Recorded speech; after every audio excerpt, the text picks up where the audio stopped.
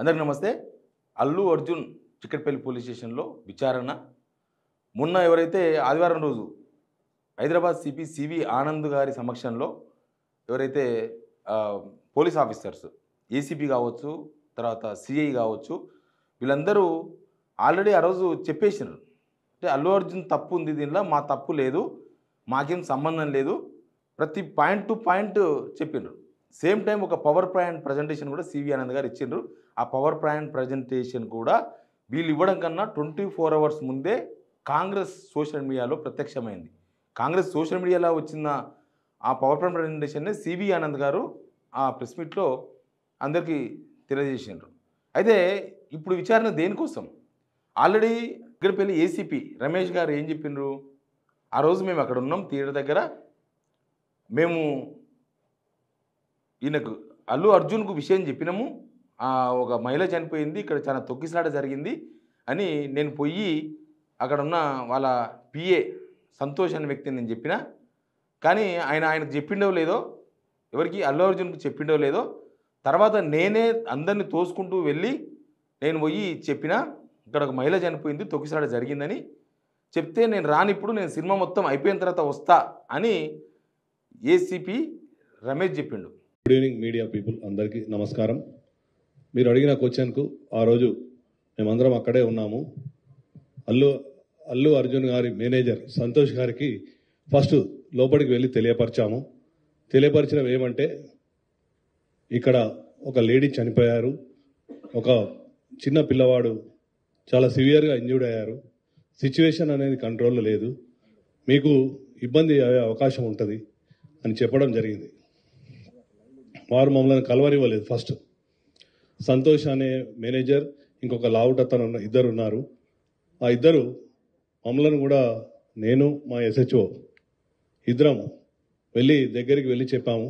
కానీ అల్లు అర్జున్ ఏం చెప్పిండు? సీఎం రేవంత్ రెడ్డి అసెంబ్లీలో మాట్లాడిన తర్వాత అసలు నా క్యారెక్టర్ అసోసియేషన్ చేస్తున్నారు, నాకు ఆ మహిళ చనిపోయిన విషయం మరుసటి రోజు తెలిసిందని అల్లు అర్జున్ చెప్పిండు. మరి ఇక్కడ సిఐ చెప్పిన దానికి, ఏసీపీ చెప్పిన దానికి, సేమ్ టైం అల్లు అర్జున్ చెప్పిన దానికి చాలా డిఫరెన్స్ ఉంది. ఇప్పుడు అల్లు అర్జున్ చెప్పింది కరెక్టు అని చెప్పే పరిస్థితి లేదు. కానీ ఇక్కడ పోలీసులేమో ఆ ప్రెస్ మీట్లో మొత్తం కన్ఫర్మ్ చేసేసిండ్రు, మేమంతా చెప్పేసినాం, మాకేం సంబంధం లేదు, ఇదంతా Allu Arjun negligence, Allu Arjun body guards వచ్చి అందరినీ తోసేసిండ్రు. ఇప్పుడు జరుగుతున్న విచారణలో కూడా బాడీ గార్డ్స్ ఎక్కడి నుంచి వచ్చిండ్రు, ఎంతమంది వచ్చిండ్రు, బాడీ గార్డ్స్ తొయ్యడం వల్లనే ఈ తొక్కిసలాట జరగలేదు. పోలీసులు లాఠీ చార్జ్ చేసిండ్రు, పోలీసులు లాఠీ చార్జ్ చేయడం వల్ల తొక్కిసలాట జరిగింది. ఒకవేళ బాడీ గార్డ్స్ అంతమంది ఉంటే పోలీసులు ఎందుకు కంట్రోల్ చేయలేదు? బాడీ గార్డ్స్ ఎక్కువన్నా, పోలీసులు ఎక్కువన్నా? బాడీ గార్డ్స్ని చూస్తే పోలీసులకు ఏమన్నా భయం అవుతుందా? ఆ బాడీ గార్డ్స్ను కంట్రోల్ చేసిన బాధ్యత కూడా పోలీసు వాళ్ళపైనే ఉండే. ఇక ఆ రోజు మాట్లాడిన సిఐ రాజు నాయక్ గారు కూడా మాట్లాడేసిండ్రు. రాజు నాయక్ కూడా ఆ రోజు తొక్కిసలాట జరిగింది, మేము ఇప్పటికీ ఆ మహిళను కాపాడలేకపోయినాం, ఇట్లాంటి చాలా విషయాలని చెప్పేసిండ్రు. కాకపోతే అల్లు అర్జున్ ఇచ్చిన స్టేట్మెంట్స్ పోలీసులు వర్షన్ చెప్పుకున్నారు, అల్లు అర్జున్ వర్షన్ చెప్పుకున్నారు. కొన్ని అల్లు అర్జున్ చెప్పిన దానిలో కొన్ని అబద్ధాలు ఉన్నాయి, పోలీసు వాళ్ళు చెప్పిన దానిలో కూడా కొన్ని అబద్ధాలు ఉన్నాయి. పోలీసు వాళ్ళు వాళ్ళ తప్పిదాన్ని బయటికి రాకుండా, తప్పిదం ఫోకస్ కాకుండా, మేమంతా కరెక్ట్ చేసినాం, మాదేం తప్పు లేదు, అల్లు అర్జున్ తప్పు అని చెప్పే ప్రయత్నం చేసిండ్రు. అల్లు అర్జున్ ఏమో నేను అసలు కొద్దిగా ప్రేక్షకులు ఉండే కొద్దిగా బయటకు వచ్చి చేయి ఊపిన తప్ప నేనేమి అందరికీ చాలాసేపు నేను చేయి ఊపలేదన్నారు. తర్వాత సివి ఆనంద్ ఒక పవర్ పాయింట్ ప్రజెంటేషన్ ఇచ్చిండు. ముషీరాబాద్ మెట్రో ట్రైన్ కింద నుంచే అల్లు అర్జున్ చేతులు ఊపుతూ పోయిండు, అక్కడి నుంచే కన్ఫ్యూజన్ స్టార్ట్ అయింది అని చెప్పారు. కానీ పర్మిషన్ లేదు, అసలు పర్మిషన్ ఇవ్వలేదు అని ఆ రోజు సిఐ ఏసీపీ చెప్పిండ్రు. పర్మిషన్ లేకపోతే పోలీసులు 2 డోర్లు ఎట్లా ఓపెన్ చేసిండ్రు, పోలీసులు ఎట్లా స్వాగతం పలికిండ్రు, ఇట్లాంటి చాలా డౌట్స్ ఉన్నాయి. సేమ్ టైం ఇప్పుడు అల్లు అర్జున్ టార్గెట్ ఏంటి? అల్లు అర్జున్కు బెయిల్ రద్దు చేయించాలా? ఒకవేళ పోలీసులు బెయిల్ రద్దు చేయించాలంటే ఈ విచారణలు లేకపోతే ఇట్లాంటి హైడ్రామా అవసరం లేదు. ఆయనకు మేము పర్మిషన్ ఇవ్వలేదని చెప్పేసి మీరు గతంలోనే ఒక లేఖ విడుదల చేసిండ్రు. ఆ లేఖను మీరు కోర్టులో ఎందుకు ప్రొడ్యూస్ చేస్తలేరు?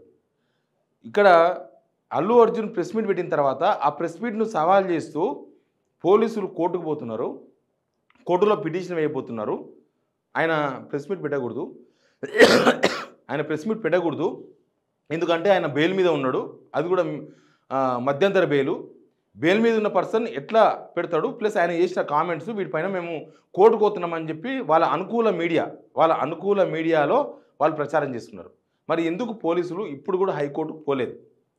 అంటే ఇక్కడ బెయిల్ రద్దు కోసం పోలీసులు చేస్తున్న ప్రయత్నాలు ఏమీ లేదు.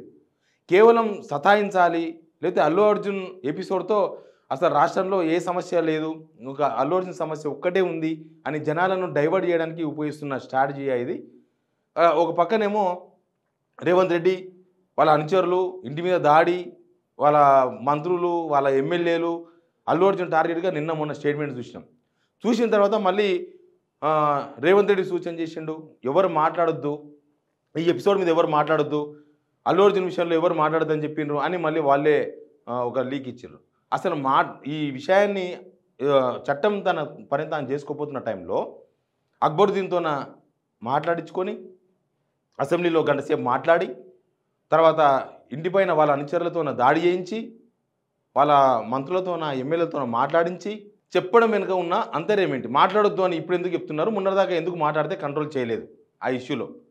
సేమ్ టైం ఇప్పుడు ఈ పోలీసుల విచారణ తర్వాత అల్లు అర్జున్ మాట్లాడిన వర్షన్ మనం విన్నాం, పోలీసులు చెప్పిన వర్షన్ కూడా మనం విన్నాం. ఎవరి వర్షన్లో వాళ్ళు ఉన్నారు. అక్కడ ఏం జరిగిందనేది అల్లు అర్జున్ కన్నా ఎక్కువ పోలీసులకే తెలుసు. ఆయన ఎప్పుడు వచ్చిండు, లోపలికి ఎప్పుడు పోయిండు, తొక్కిసలాట ఎట్లా జరిగింది, అక్కడ ఏం జరిగింది, మొత్తం విషయాలు A to Z. ఎందుకంటే ఆయనేమో ఫ్యాన్స్ జోష్లో ఉన్నాడు అల్లు అర్జున్, పోలీసులేమో స్టార్టింగ్కి వెళ్ళి అక్కడ ఉన్న ప్రేక్షకులను అందరినీ చెదరగొట్టే పనిలో ఉన్నారు, వాళ్ళ మీద లాఠీచార్జ్ చేసే ప్రయత్నంలో ఉన్నారు. అల్లు అర్జున్ వచ్చినప్పుడు కూడా పోలీసులు అక్కడ ఉన్నారు.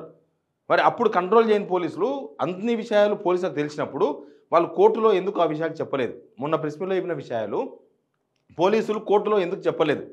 కోర్టులో చెప్పకుండా, కోర్టులో ఏమీ ఆధారాలు పెట్టకుండా, కనీసం వీళ్ళు అనుమతి రద్దు చేసినట్లుగా ఉన్న లెటర్ కూడా కనీసం కోర్టుకు సబ్మిట్ చేయకుండా ఇప్పటి వరకు ఇట్లాంటి ఈ డ్రామా అంతా కోసం దేనికోసం నడుస్తుంది? ఎవరిని తప్పుదో పట్టేయడానికి, ఏం డైవర్ట్ చేయడానికి అనేది మాత్రం తెలియాల్సి ఉంది. Please subscribe signal TV.